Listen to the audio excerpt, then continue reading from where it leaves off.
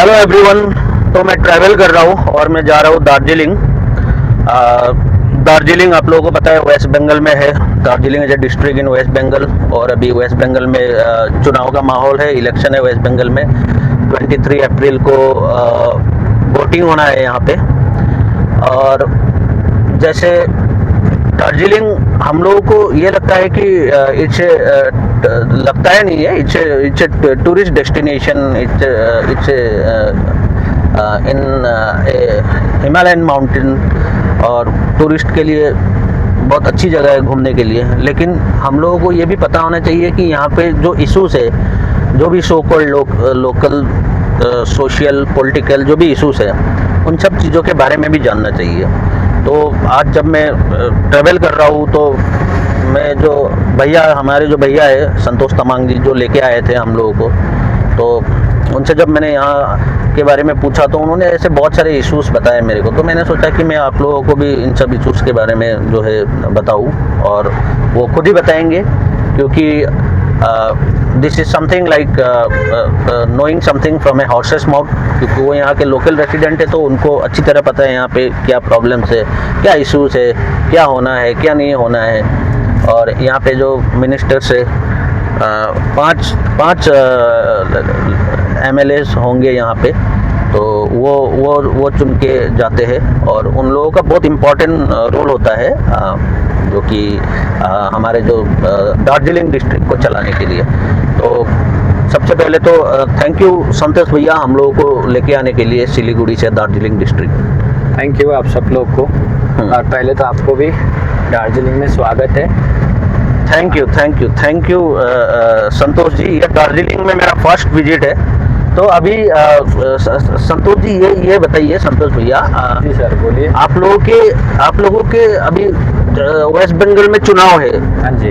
चुनाव अभी बहुत कैंपेनिंग वगैरह चल रहा है। मैं अभी बहुत सारे फ्लैग्स देख पा रहा हूँ, तृणमूल कांग्रेस का, बीजेपी का, और ऐसे जो भी पार्टी जो भी कॉन्टेस्ट कर रहे हैं। तो आप as a local resident of Darjeeling, आप बताइए आप लोगों का जो है ना सबसे बड़ा समस्या, सबसे बड़ा इशू क्या है यहाँ पे?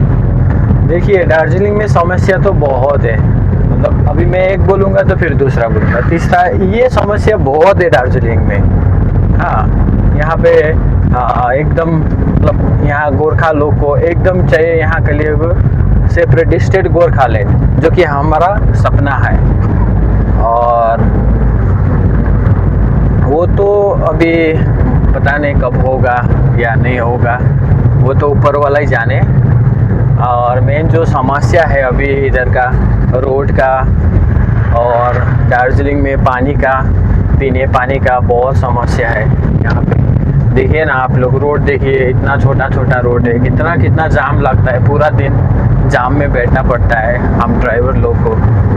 और अभी के टाइम में तो इलेक्शन कैंपेन के वजह से, मतलब हफ्ता में 3 दिन 4 दिन तो इलेक्शन की वजह से, इलेक्शन कैंपेन की वजह से रोज ही जाम होता है, सुबह से लेकर शाम तक ही जाम होता है। ये प्रॉब्लम है दार्जिलिंग में। हाँ, वो देखिए अभी चुनाव है तो ऑब्वियसली जाम तो रहेगा। लेकिन आपने जो बोला रास्ता, जो रास्ते के बारे में आप कह रहे हैं, तो ये आप जैसे आप बहुत पहले से वोट देते आ रहे हैं आप बहुत पहले से। जी। तो ऐसा कभी नहीं हुआ है क्या किसी, जैसे जो भी आप लोग यहाँ के जो भी लोकल MLAs होंगे या जो भी लीडर्स है यहाँ पे, जो भी MPs है, तो उन लोगों ने हो सकता है कि आप लोगों को प्रॉमिस किया है कि हम लोग ये बना देंगे, ये कर देंगे, तो ऐसा सेटिस्फेक्शन कितना है आप लोगों का? और अभी चेंजेस क्या चाहते हैं आप लोग, अगर चेंजेस चाहते ही है तो?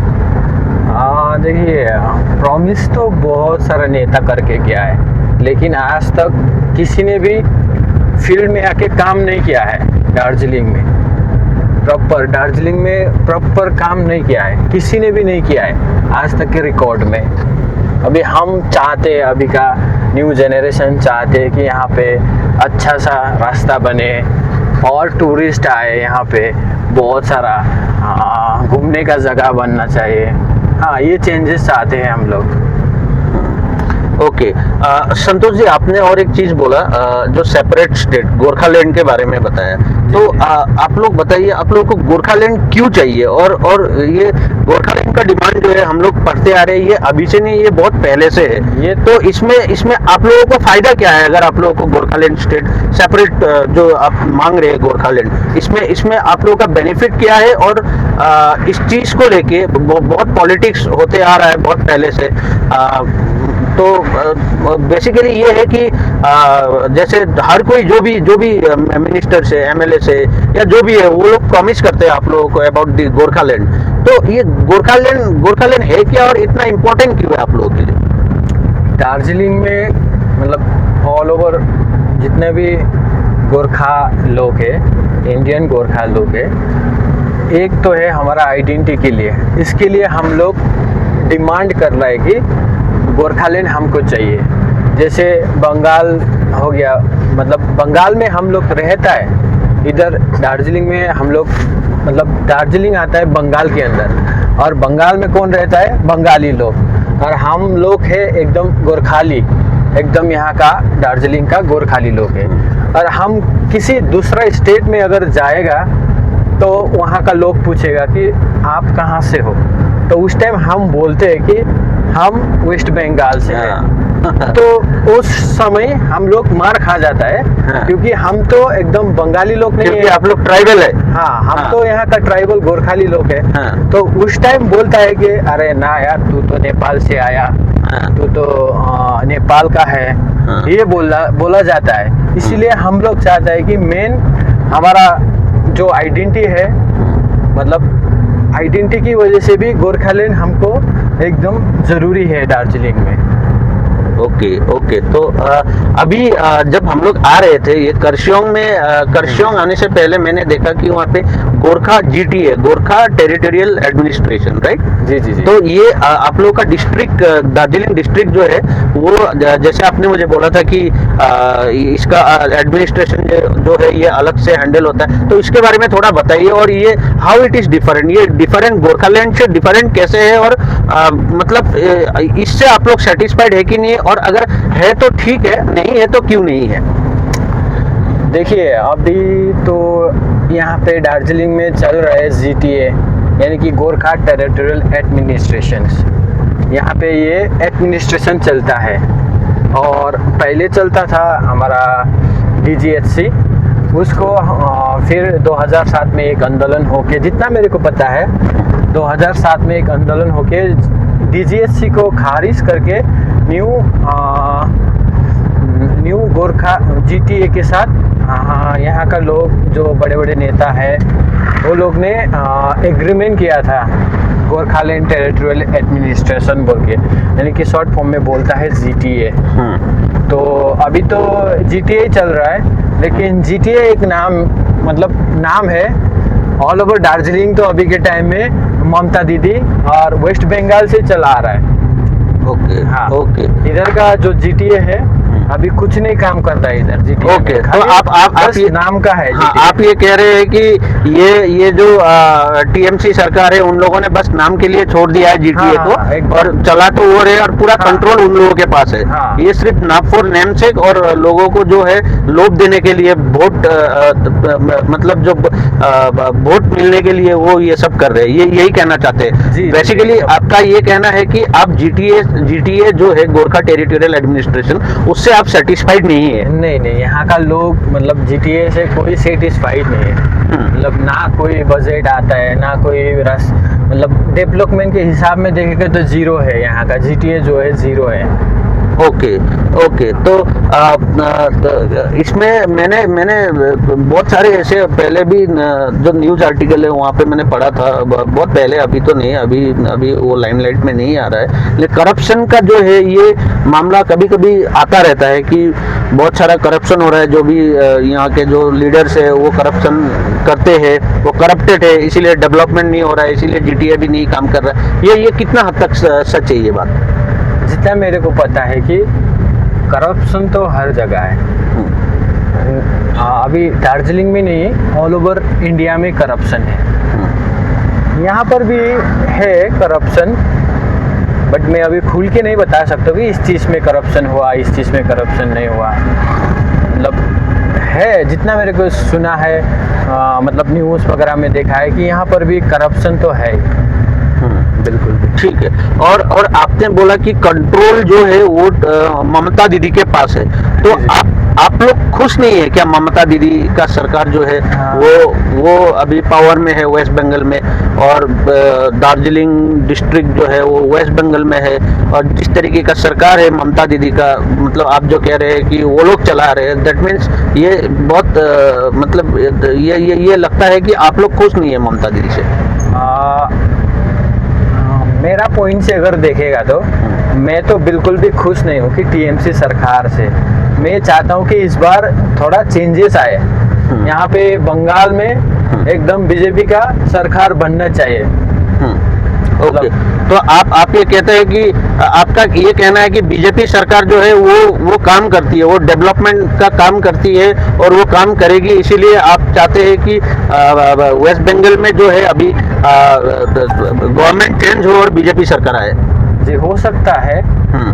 मतलब आपको बीजेपी सरकार चाहिए, आप डायरेक्टली सपोर्ट कर रहे हैं? डायरेक्टली मैं सपोर्ट करता हूँ कि बीजेपी सरकार यानी कि बंगाल में आना चाहिए। मतलब 15 साल से या तो फिर 10 साल 15 साल से तो ममता सरकार, टीएमसी सरकार ही चला रहा है, तो 10-15 साल कितना राज किया होगा ममता सरकार ने इधर। तो 10-15 साल में कुछ भी डेवलपमेंट नहीं हुआ है। डेवलपमेंट नहीं हुआ है।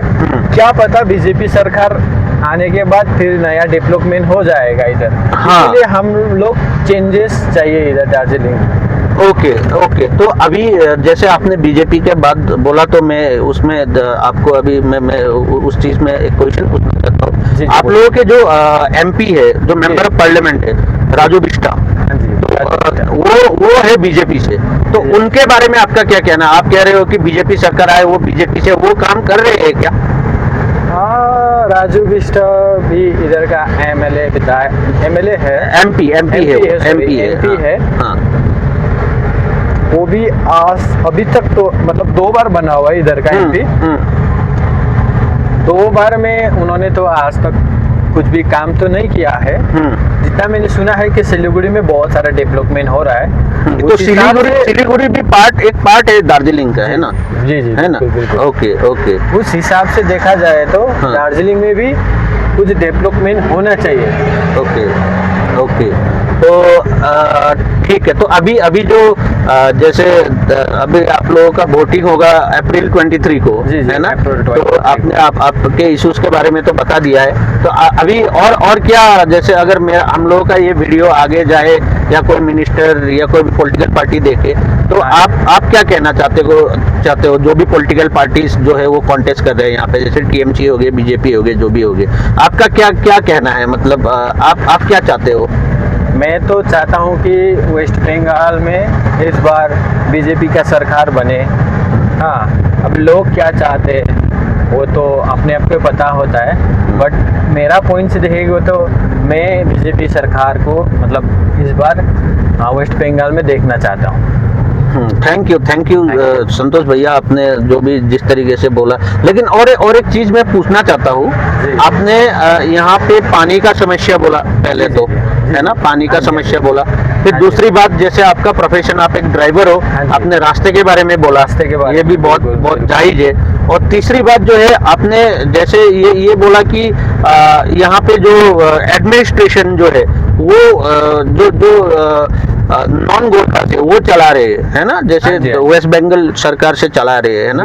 तो आपको बेसिकली ये चाहिए कि दार्जिलिंग डिस्ट्रिक्ट में एटलीस्ट ये रहे कि जो गोरखा से, दार्जिलिंग के गोरखा से वो चलाए यहाँ के एडमिनिस्ट्रेशन, और बीजेपी सरकार आए पावर में, ताकि यहाँ पे डेवलपमेंट आए। यही आपका कहना, यही है ना? Thank you Santosh ji. अच्छा, संतोष भैया ने अभी ये बताया कि दार्जिलिंग डिस्ट्रिक्ट जो है वो बेसिकली वो इग्नोर किया किया गया है, उसको इग्नोर किया गया है बाय द टीएमसी गवर्नमेंट। ये जैसे इनसे बात किया तो इन्होंने डायरेक्टली सपोर्ट किया बीजेपी गवर्नमेंट को और बोला कि इस बार वेस्ट बंगाल में बीजेपी सरकार को आना चाहिए, क्योंकि उन लोगों को डेवलपमेंट चाहिए, उन लोगों को गोरखालैंड का जो डिमांड है वो चाहिए, और उन लोगों को जो है यहाँ के सो कॉल्ड जो इंफ्रास्ट्रक्चर जो रास्ता है ये सब डेवलप होना चाहिए ताकि इन लोगों को आसानी हो। सबसे बड़ी बात पानी का प्रॉब्लम, पानी एक बहुत ही बेसिक नीड होता है आदमी के लाइफ में, और ये सब जो छोटे छोटे चीज़ जो है इन सब चीज़ों के बारे में अभी भैया ने मुझे बताया। तो आगे जब मैं दार्जिलिंग में पहुंचूंगा तभी और मैं और लोगों से बात करूंगा और ऐसे वीडियोस में अपलोड करूंगा वहाँ के उसके बारे में। 1-2 दिन जितना भी रहूंगा तो मैं वहाँ के लोकल से मैं बात करके फिर मुझे पता चलेगा कि वहाँ एक्चुअली हो क्या रहा है और क्या क्या क्या क्या हो सकता है अभी जो अपकमिंग इलेक्शन है उसमें। Thank you so much.